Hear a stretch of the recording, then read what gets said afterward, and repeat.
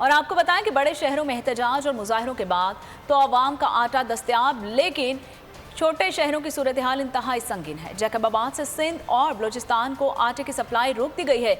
जाफराबाद आने वाले आटे से लदे 20 ट्रक पुलिस ने रोक दिए।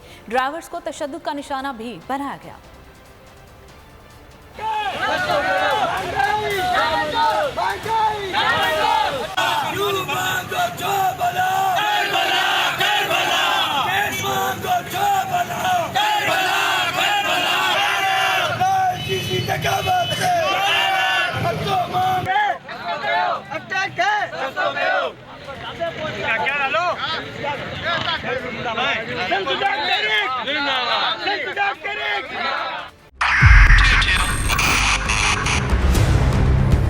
बाईस बहुत सारे तोहफे भी देखे गया पाकिस्तान की आवाम को।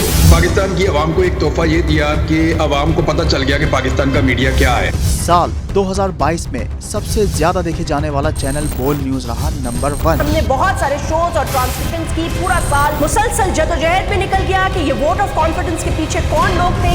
तोड़े रेटिंग के सभी रिकॉर्ड। सोशल मीडिया पर भी सबसे ज्यादा तेजी से 2.4 बिलियन व्यूज का संगे मील अबूर किया।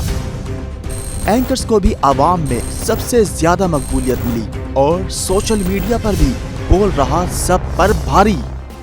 सब्सक्राइब करें और बेल दबाएं ताकि कोई खबर रह न जाए।